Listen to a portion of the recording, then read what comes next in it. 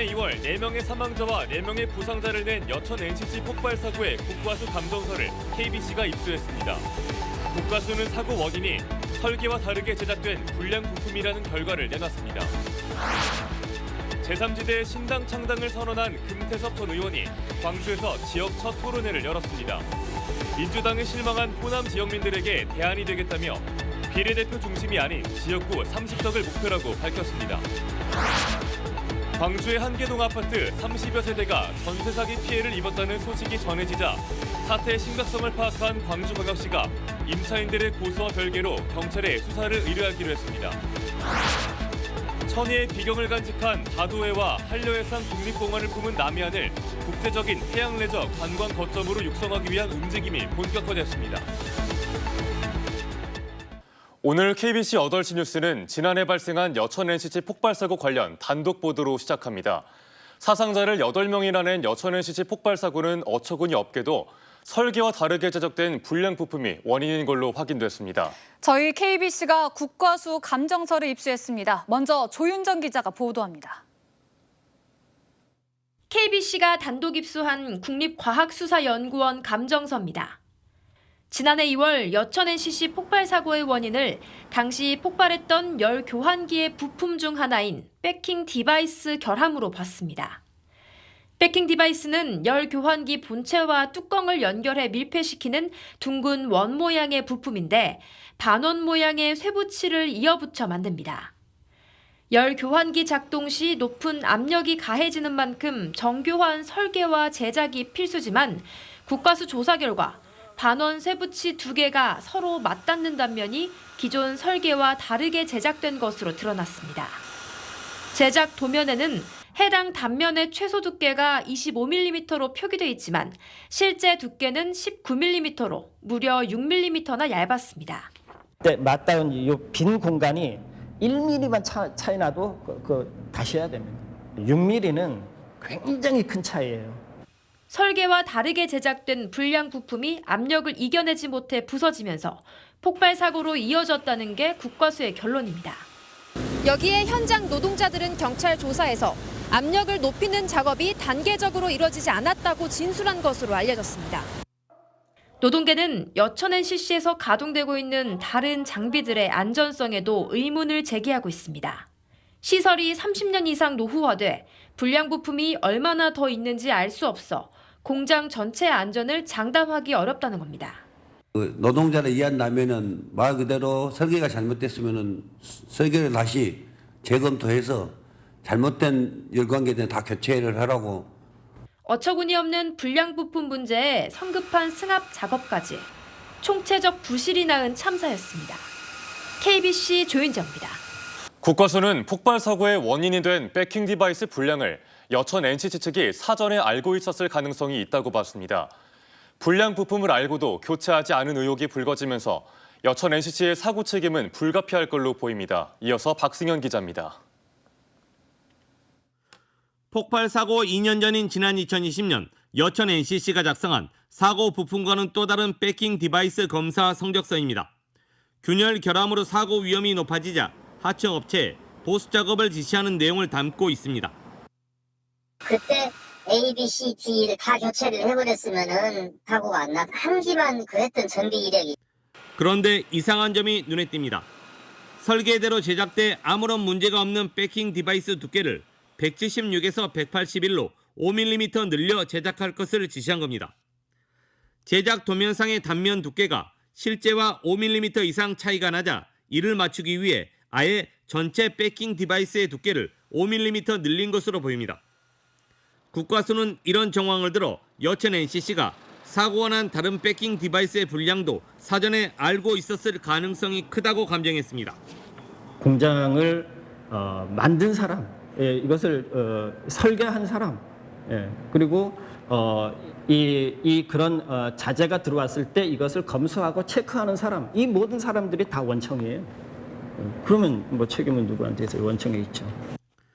백킹 디바이스가 밀폐 부품으로 사용된 여천 NCC의 열교환기는 알려진 것만 5대. 폭발 사고의 원인이 된 주요 설비 부품이 불량으로 밝혀지고 이를 알고도 방치했다는 의혹이 국과수 감정서에 드러나면서 여천 NCC의 사고 책임은 피하기 어려울 것으로 보입니다.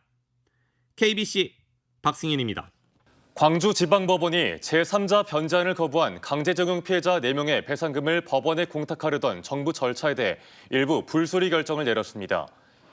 외교부는 원고 4명에게 지급하려던 판결금과 지연 이자를 법원에 공탁하는 절차를 개시했으나 광주지법은 이중 양금덕 할머니에 대한 공탁은 양 할머니가 거부 의사를 분명히 밝혔다며 불수리했고 이춘식 할아버지에 대한 공탁은 서류 미비를 이유로 반려했습니다.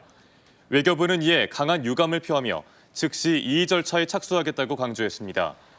일제 강제동원 시민 모임은 이 공탁은 무효라며 정부가 공탁 절차를 개시한 것은 피해자들을 지원하기 위한 모금운동이 본격화하자 이를 무력화하기 위한 물타기로 해석된다고 지적했습니다. 제3지대 신당 창당을 선언한 금태섭 전 의원이 광주에서 지역 첫 토론회를 열었습니다.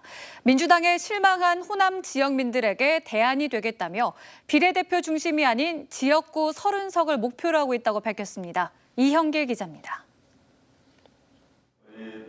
신당 창당 선언 뒤 광주에서 지역 첫 토론회를 가진 금태섭 전 의원. 금 전 의원은 일각에서 우려하는 비례대표 중심의 정당, 양당의 낙천자 중심의 정당은 만들지 않겠다고 강조했습니다. 소위 말하는 이삭줍기, 낙천하신 분들을 모아낸다면은 제3당이 성공하기도 어렵고 또 성공해서도 안 된다고 생각을 합니다. 또 대권 주자가 없고 지역 기반이 없다는 비판에 대해서는 오히려 그런 조건을 갖추고 성공한 신당이 있는지 되물었습니다. 이어 호남에서도 민주당에 실망했지만 차마 국민의힘에는 지지를 주지 못하고 있는 유권자들에게 희망이 되겠다고 덧붙였습니다. 호남 분들의 삶에 영향을 미치는 일들에 대해서 사실은 정치권에서 논의도 잘 안 하고 또 뭐 민주당을 지지하느냐 마느냐 그 외에는 없거든요. 이번 토론회는 광주에서 복합 쇼핑몰 이슈를 이끌었던 광주 시민회의가 주최했습니다.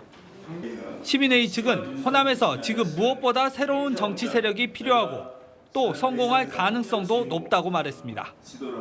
합리적인 주장을 가지고 등장한 세력이 생긴다고 하면 광주 시민들께서는 반드시 지지해 주실 것이라고 그리고 동참해 주실 것이라고 생각합니다. 양양자 의원에 이어 금태섭 전 의원까지 제3지대 신당 창당을 추진하고 있는 정치 세력들의 호남 구애가 앞으로도 이어질 전망입니다. KBC 이영길입니다. 어제 광주의 한 아파트 한계동에서 집단 전세 사기가 발생했다는 소식 전해드렸는데요. 이 아파트에서 잇따라 신고를 접수한 광주광역시도 임차인들의 고소와는 별개로 경찰에 수사를 의뢰하기로 했습니다. 정희진 기자입니다. 회사 사정이 어려워 마땅히 돌려줘야 할 보증금을 주지 못하겠다고 버티더니 조세금 돌려달라, 나 이사를 가려고 한다 했더니 조세금 돌려줄 수가 없다. 그리고 돈을 계속 냈죠, 월세를. 그리고 2월 딱 끝나자마자 3월달에 경매가 넘어간 거예요. 또 다른 임차인의 연락은 아예 받지도 않습니다. 그러니까 이런 얘기를 자꾸 전화를 하니까 없는 전화라고 나오니까 황당하잖아요. 임대사업자는 수개월째 안면 몰수에 무응답으로 일관하고 있는 상황. 보증금을 돌려받는 건 어렵더라도 2배 이상 뛰어오른 대출이자 부담이라도 덜고 싶은 심정입니다. 기댈 곳은 지난달 시행된 전세 사기 피해 지원 특별법뿐입니다. 경공매 우선 매수권을 받든지 저리 대환 대출로 당장 갚아 나가야 할 돈이라도 줄여야 할 상황입니다. 이자를 80만 원씩 지금 계속 내고 있으니까 대환 대출이라도 피해 신청서가 있으면 저리로 대환 대출 받을 수 있다는 걸 뉴스에서 본 거예요. 광주광역시는 해당 아파트 임대동에서 발생한 전세 사기 피해 사례를 잇따라 접수하고 전세 사기 피해자 결정 신청을 받기 위한 절차에 착수했습니다. 아파트 한계동에서만 수십여 세대가 피해를 입었고 피해 금액만 세대당 최대 2억 원에 달하는 만큼 임차인들의 고소와는 별개로 경찰 수사도 의뢰하기로 했습니다. 수사 의뢰를 좀 해달라고 하긴 하더라고요. 광주시 자체적으로 할 수 있는 돈 좀 이렇게 하고 법상에서 할 수 있는 돈 그렇게 하려고 추진 중입니다. 현재까지 광주시에 접수된 전세 사기 피해자 결정 신청은 모두 13건. 특별법 지원을 받기 위한 피해자로 인정받기까지는 앞으로도 한 달은 더 기다려야 합니다. KBC 정의진입니다. 광주 광산구가 소촌 농공산단 용도 변경을 둘러싼 의혹들을 해소하기 위해 공익감사를 청구합니다. 광주 광산구는 소촌 농공산단 토지 용도 변경에 대한 논란이 이어지자 진실규명을 위해 이르면 이번 주 중 감사원에 공익감사를 청구해 행정 절차 누락 여부 등에 관한 감사를 받기로 했습니다. 소촌 농공산단 해당 부지는 지난 4월 산업시설에서 지원시설 용지로 용도 변경된 이후 땅값 상승분만 22억 원에 이를 것이라는 분석이 나오면서 특혜 논란이 일고 있습니다.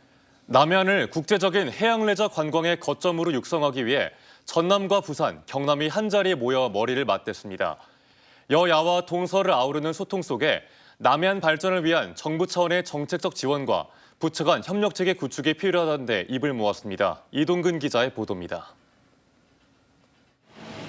천혜의 비경을 간직한 다도해와 한려해상국립공원, 지역마다 독특한 역사와 문화자원을 간직한 남해안의 섬, 다양한 관광자원과 콘텐츠를 간직한 남해안을 글로벌 해양 관광벨트로 육성하기 위한 움직임이 분주해지고 있습니다. 전남과 경남, 부산 3개 시도는 지난해 12월과 올해 2월 상생협약에 이어 KNN과 KBC가 공동 개최한 남해안 관광 미래비전 포럼에서 남해안의 미래 비전을 제시했습니다. 시도를 넘어 남해안 발전을 위한 하나의 협력체를 구성했다는 점에서 진정한 지방시대의 본보기를 보여주고 있습니다. 우리가 이 시대에 이때까지 못했던 남해안을 새로운 대한민국의 성장 동력으로 만들고 우리 경남과 부산과 전남의 새로운 어떤 발전의 계기로 만드는 게 우리의 의무라고 저는 생각합니다. 하늘과 땅, 바다가 연결된 남해안의 특성을 살려 역사와 문화, 레저 자원 등 해양의 가치를 보존하고 확산하는 관광 콘텐츠 육성의 필요성을 공감했습니다. 가덕도 공항이 그걸 하면서 이게 부산의 공항이 아니다. 남부권 전체가 활용할 수 있는 공항이 된다고 말씀드렸던 이유는 광역 교통망을 저희가 지금 계획한 대로만 추진을 해도 1시간 거리 내에 남부권을 다 이어낼 수가 있습니다. 또 천혜의 자연자원을 간직한 섬과 갯벌, 해양자원을 기반으로 세계 속의 남해안 관광벨트를 구축해 대한민국의 새로운 동력으로 육성하자는 데 뜻을 모았습니다.